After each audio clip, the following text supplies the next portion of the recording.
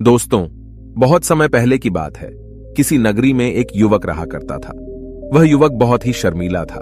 वह इतना शर्मीला था कि जब भी उसके सामने कोई नया व्यक्ति आ खड़ा होता तो वह उससे बात तक नहीं करता था। यहां तक कि जिन्हें वह जानता था, पहचानता था, उनसे भी बात करने में उसे बहुत शर्म आया करती थी। वह उनसे भी ठीक से बात नहीं कर पाता था और अपनी इस समस्या के कारण वह खुद ही बहुत परेशान रहता था, क्योंकि वह अपने जीवन में कुछ कर ही नहीं पा रहा था। धीरे धीरे समय बीतता गया और समय बीतने के साथ साथ उस युवक की शर्म आने की आदत भी बढ़ती चली गई, जिस कारण वह अत्यधिक निराश रहने लगा, परेशान रहने लगा, चिंतित रहने लगा। उसे यह समझ नहीं आ रहा था कि वह अपनी इस समस्या से किस तरह से छुटकारा पाए। उसके घर वाले भी अब उसकी इस समस्या को लेकर बहुत चिंतित रहने लगे थे। वे सोचते थे इसका क्या होगा, या अपने जीवन में कुछ कर पाएगा भी या नहीं। जब भी वह कहीं पर काम के लिए जाता तो लोग उसके इस सीधेपन का फायदा उठाते, उसे परेशान करते। वह कुछ ज्यादा कह नहीं पाता था, जिस कारण उसे कोई कुछ भी कह देता और वहां से चला जाता। इन्हीं सब कारणों की वजह से उसका मन कहीं भी किसी भी काम में नहीं लगता। वह हर काम को कुछ ही दिनों में छोड़ दिया करता। उसके मन में बहुत कुछ चल रहा था। उसके मन में विचारों के तूफान उठ रहे थे। वह सबसे बहुत कुछ कहना चाहता था, लेकिन अपनी इस आदत के कारण वह किसी से कुछ नहीं कह पा रहा था। वह अंदर ही अंदर घुटता जा रहा था। सारे विचार, सारी बातें उसके मन में ही दबी पड़ी थी, लेकिन कभी भी वह किसी से भी अपने मन की बात नहीं बताता था। जब छोटा सा बच्चा था तब उसे लोग बहुत पसंद करते थे। उसकी इस आदत को भी लोग सराहते थे, लेकिन इसी आदत की वजह से जब वह बड़ा हो गया, युवा हो गया, तो इसी आदत के कारण उसे अपना जीवन जीने में भी अत्यधिक परेशानियां उठानी पड़ रही थीं। और वह युवक भी अपनी इस गलती के कारण बहुत परेशान रहता। अपनी इस एक आदत से छुटकारा पाना चाहता था। वह चाहता था कि वह लोगों से अपने मन की बात खुलकर कह पाए। वह जो कुछ करना चाहता है, जो कुछ कहना चाहता है, वह सब से वह खुलकर कह सके, कर सके। लेकिन जब भी कोई दूसरा उसके सामने आता तो उसकी जुबान मानो खुलती ही नहीं। यहां तक कि वह अपने माता पिता के सामने भी ठीक से बात नहीं कर पाता था। केवल उसके कुछ मित्र थे जिनसे वह अपने मन की बात कर पाता था। जब भी वह किसी बात का जवाब देता तो लोग उसकी हंसी उड़ाते, उसका मजाक बनाते। लोग कहते कि आज तो तेरे मुंह में भी जबान आ गई है। यह समस्या दिन ब दिन बढ़ती चली जा रही थी और इस समस्या के कारण अब उसके पिता भी अत्यधिक चिंतित रहने लगे थे। वह चाहते थे कि उनका बेटा भी दूसरों के सामने अपने मन की बात रख सके, लेकिन एक दिन जब अपने उस बेटे को दूसरों के सामने शर्मिंदा होता हुआ देख रहे थे, तभी उन्हें बहुत क्रोध आया और वह अपने बेटे को खरी खोटी सुनाने लगे। उन्होंने उसे इतना डांट दिया कि वह युवा लड़का अत्यधिक क्रोधित हो गया और वहां से बिना कुछ कहे वह वहां से चला गया। शाम हो चुकी थी और अब तक उनका बेटा घर नहीं लौटा था। माता और पिता दोनों बड़े ही चिंतित थे। वे अपने बेटे को वापस घर पर देखना चाहते थे, लेकिन युवा लड़का तो भागते भागते पहाड़ की चोटी पर जा पहुंचा था। वह वहां से नीचे की ओर झांक रहा था और ईश्वर से कह रहा था, हे भगवान, आपने मुझे ऐसा क्यों बनाया? लोग मेरा मजाक उड़ाते हैं, लोग मेरी हंसी उड़ाते हैं। जब मैं इस दुनिया में अपने मन की बात रख ही नहीं सकता, मैं किसी से कुछ कह ही नहीं सकता, तो फिर मैं इस जीवन को जीकर क्या करूंगा? जब भी मैं किसी से कुछ कहने की कोशिश करता हूं तो लोग मेरा मजाक बनाते हैं, मेरी हंसी उड़ाते हैं। यहां तक कि वह मुझसे कुछ भी कहकर चले जाते हैं और मैं उनका जवाब नहीं दे पाता। ऐसा जीवन जीकर मुझे क्या मिलेगा? इसलिए मैं तेरे पास आ रहा हूं। इतना कहकर जैसे ही वह युवक कूदने की तैयारी कर रहा था कि तभी पीछे से आवाज सुनाई पड़ी, बेटा, जान देना तो बहुत आसान है, लेकिन इस जान को तुम वापस नहीं पा सकोगे। जैसे ही यह आवाज उसके कानों में पड़ी, वह पीछे मुड़कर देखने लगा। उसने जैसे ही पीछे मुड़कर देखा, उसने पाया कि एक बौद्ध भिक्षु उसके पीछे खड़े हैं। उन्हें देखकर वह डर सा गया और अपने कदम पीछे खींच लिए और चुपचाप वहां पर खड़ा हो गया। अपनी आदत के कारण वह उनसे कुछ कह नहीं पा रहा था। तभी बौद्ध भिक्षु उस युवक से कहते हैं, बेटा, क्या बात है? आखिर तुम यहां पर क्या कर रहे हो और तुम अपने इस जीवन को क्यों समाप्त करना चाहते हो? यह अनमोल जीवन बहुत कम लोगों को नसीब होता है और तुम्हें यह जीवन व्यर्थ लगता है। इस पर वह युवक कहता है, नहीं नहीं, कुछ नहीं, मैं तो बस यहां पर खड़ा होकर देख रहा था। तभी बौद्ध भिक्षु उस युवक से कहते हैं, बेटा, मैं जानता हूं कि तुम यहां पर क्या करने आए थे। तुम मुझसे कुछ नहीं छुपा सकते, लेकिन मैं चाहता हूं कि तुम अपनी समस्या मुझसे खुद बताओ, तभी मैं उसका समाधान तुम्हें बता पाऊंगा। यदि तुम चाहते हो कि कोई तुम्हारी मदद करे तो उसके लिए पहले तुम्हें ही आगे बढ़ना होगा। यदि तुम चाहते हो कि मैं तुम्हारी समस्या का समाधान करूं तो तुम्हें मुझे अपनी समस्या बतानी होगी, वरना मैं कुछ नहीं कर सकूंगा। उन बौद्ध भिक्षुओं की यह बात सुनकर वह युवक कहता है, नहीं नहीं, मैं ठीक हूं, मैं सच कह रहा हूं। उस युवक की यह बात सुनकर बौद्ध भिक्षु उस युवक से कहते हैं, ठीक है बेटा, यदि तुम नहीं चाहते कि मैं तुम्हारी मदद करूं तो कोई बात नहीं, मैं तुम्हारी बात पर विश्वास कर लेता हूं। लेकिन तुम्हें भी मेरी एक बात पर विश्वास करना चाहिए कि मैं तुम्हारी मदद के लिए ही यहां पर आया हूं। तुम चाहो तो तुम अपनी समस्या मुझे बता सकते हो और मैं तुम्हारी इस समस्या का समाधान भी अवश्य करूंगा। इसका जवाब देते हुए युवक उन बौद्ध भिक्षु से कहता है, नहीं नहीं, मैं ठीक हूं, आप जाइए। इस पर वह बौद्ध भिक्षु उस युवक से कहते हैं, ठीक है बेटा, यदि तुम चाहते हो कि मैं यहां से चला जाऊं तो मैं यहां से चला जाता हूं, लेकिन मेरी एक बात याद रखना, मेरे जाने के बाद मैं तुम्हारी कोई मदद नहीं कर पाऊंगा और हो सकता है कि तुम्हारी मदद के लिए कोई और आगे भी ना आए। इतना कहकर बौद्ध भिक्षु पीछे की ओर मुड़े और अपने मार्ग में आगे बढ़ने लगे। वो युवक वहीं पर खड़ा होकर यह सब देख रहा था। जैसे ही वह कुछ दूर पहुंचे तभी उस युवक ने जोर से आवाज लगाई, हे गुरुदेव, मेरी समस्या बहुत बड़ी है, क्या आप उसका समाधान कर सकेंगे? क्या आप मुझे उसका समाधान दे सकेंगे? यह सुनकर बौद्ध भिक्षु वहीं पर खड़े हो गए।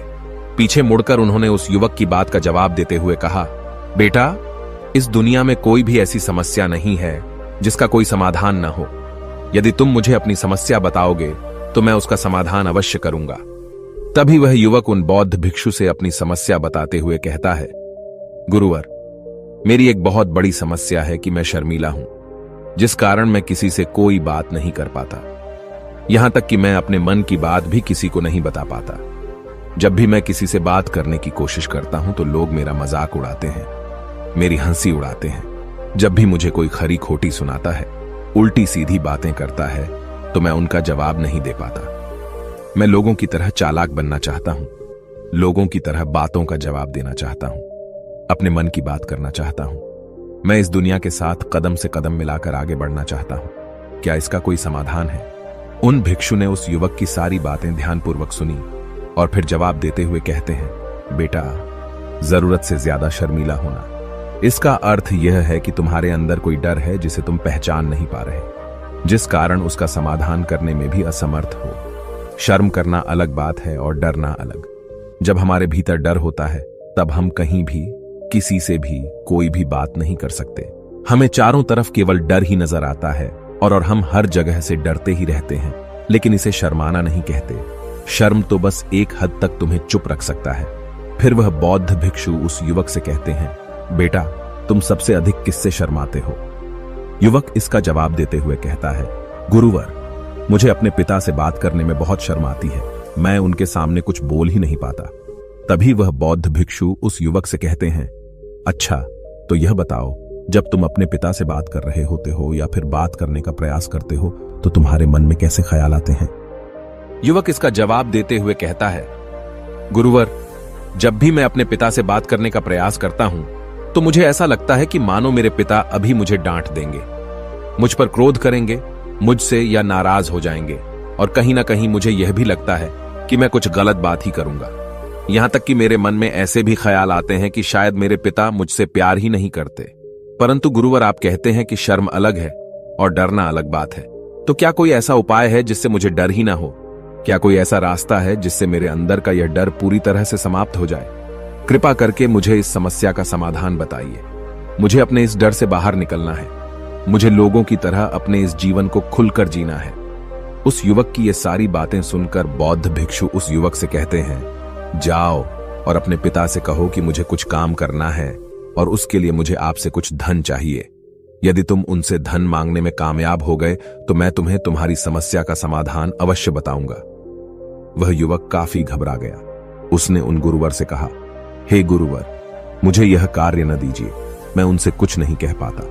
उनके सामने तो मेरी बोलती तक बंद हो जाती है, मैं उनसे धन भला कैसे मांगूंगा?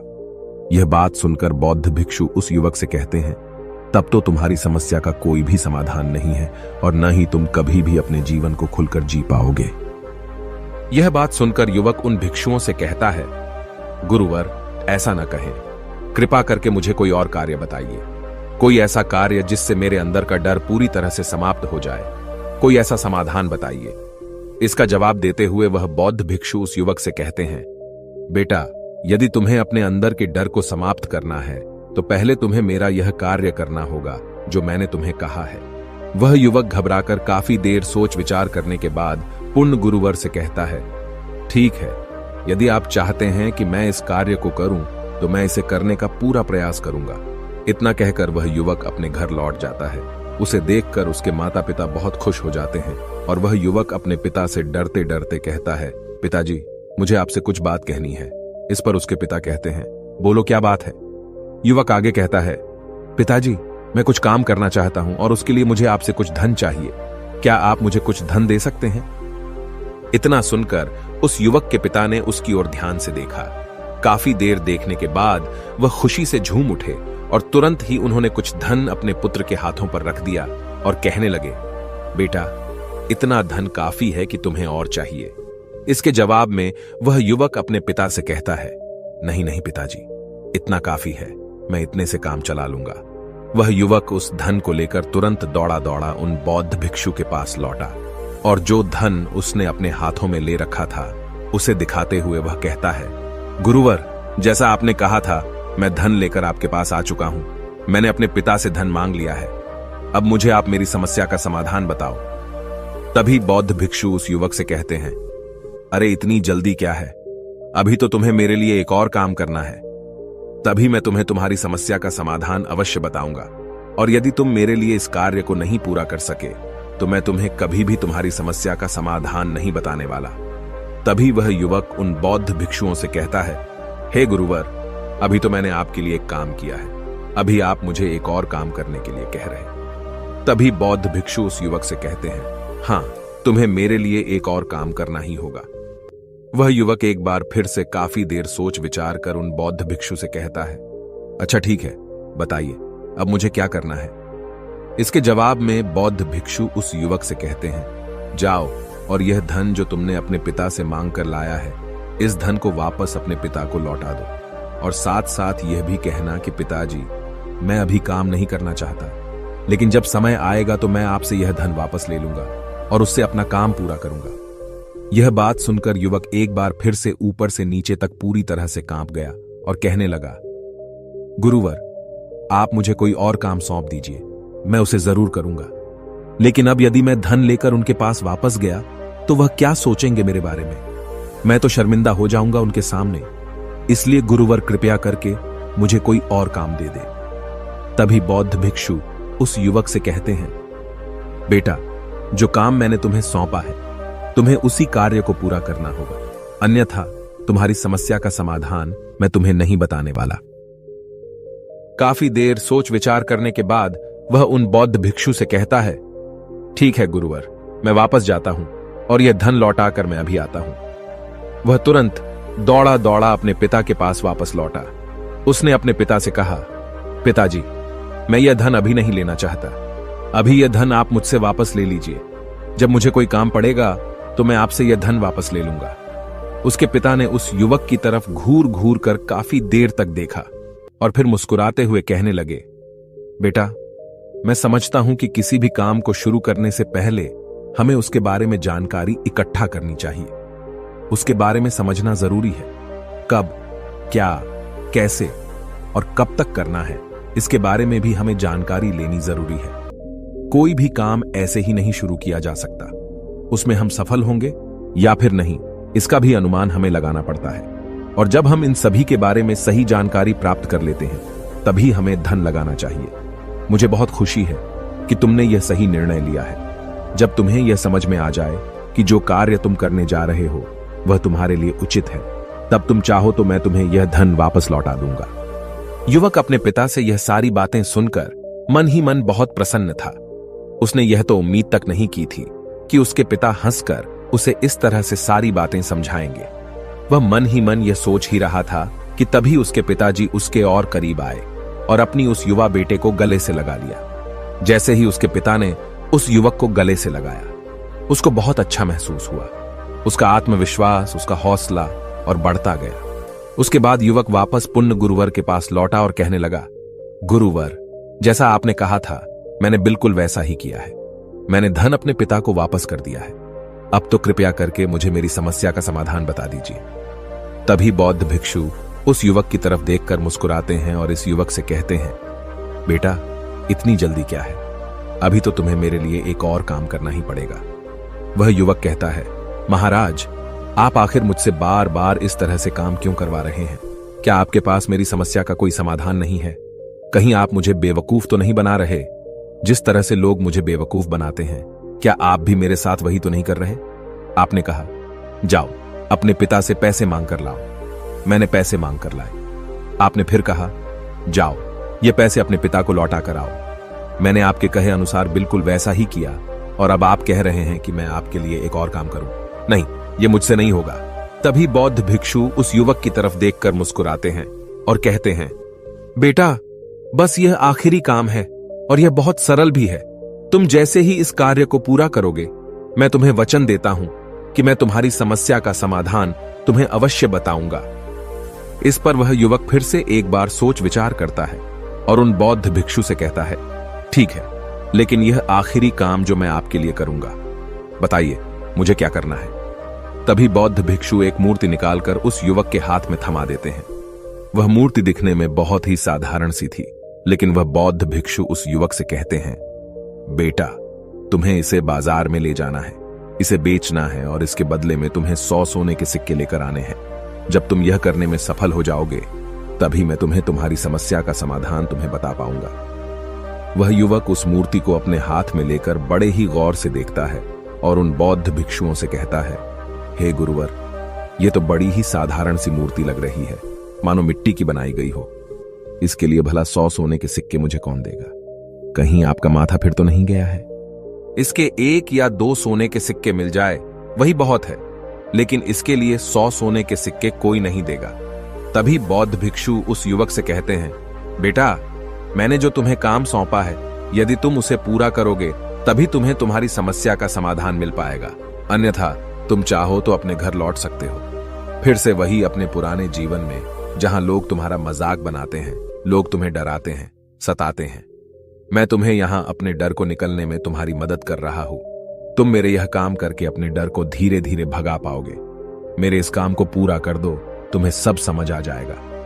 वह युवक उन बौद्ध भिक्षुओं की बात सुनकर मन ही मन यह विचार करता है कि मुझे तो मेरी समस्या का समाधान किसी भी हालत में चाहिए, जिस कारण वह उस मूर्ति को उठाकर बाजार की ओर चल पड़ता है। बाजार पहुंचकर वह एक जगह चुपचाप उस मूर्ति को लेकर खड़ा हो जाता है और इंतजार करने लगता है कि कोई आएगा और उसे उस मूर्ति के बारे में पूछेगा और तब वह उस मूर्ति के लिए 100 सोने के सिक्के की मांग करेगा। देखते ही देखते काफी समय बीत गया, लेकिन अभी तक उसके पास कोई भी व्यक्ति नहीं आया था। उसने आसपास देखा तो लोग चिल्ला चिल्लाकर अपने सामानों को बेच रहे थे, जोर जोर से आवाज लगा रहे थे। उसने भी सोचा, यदि मुझे अपनी इस मूर्ति को बेचना है तो मुझे भी जोर जोर से आवाज लगानी होगी। उस युवक ने चिल्लाना शुरू किया, लेकिन वह इतनी जोर से नहीं चिल्ला पा रहा था। उसकी आवाज उसे खुद तक सुनाई नहीं पड़ रही थी, तो भला उसकी आवाज को दूसरे कैसे सुनते, जिस कारण उसे कोई भी व्यक्ति खरीदने के लिए तैयार नहीं था। धीरे धीरे शाम का समय हो चुका था और उस व्यक्ति को यह डर था कि कहीं वह बौद्ध भिक्षु वहां से कहीं चला न जाए, अन्यथा उसे उसकी समस्या का समाधान कौन देगा। यह सोचकर उसने जोर जोर से आवाज लगानी शुरू की कि 100 सोने के सिक्के में यह मूर्ति ले लो। उसकी आवाज सुनकर लोग उसके पास आने लगे और उससे यह सवाल करने लगे, इस मूर्ति में ऐसा क्या है जो तुम इसके लिए 100 सोने के सिक्कों मांग रहे हो? इसके अंदर ऐसा कुछ तो खास होगा ही। युवक काफी देर सोच विचार कर उस युवक से कहता है, नहीं नहीं, मुझे कुछ नहीं पता, मैं तो बस यह मूर्ति यहां पर बेचने आया हूं। तभी उसमें से एक युवक उस युवक से कहता है, अगर ऐसी बात है तो इस मूर्ति को कोई नहीं खरीदने वाला। आखिर इस मूर्ति में ऐसा क्या खास है जिसके लिए तुम सोने के सिक्के की मांग कर रहे हो? यह तो तुम्हें बताना ही पड़ेगा।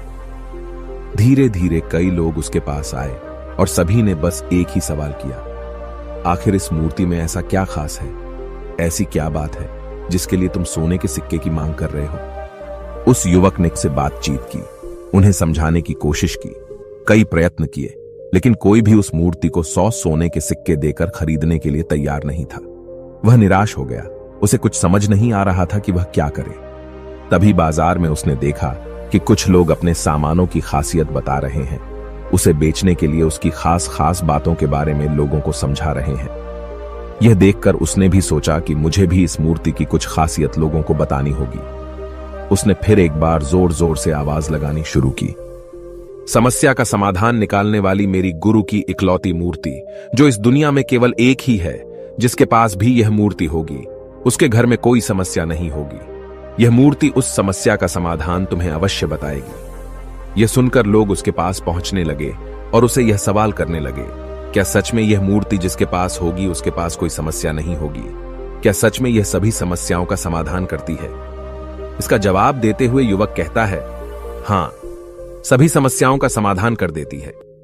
यदि आप इस मूर्ति को ले जाते हैं, आपके घर में कोई भी समस्या होगी तो उसका समाधान यह आपको अवश्य बताएगी।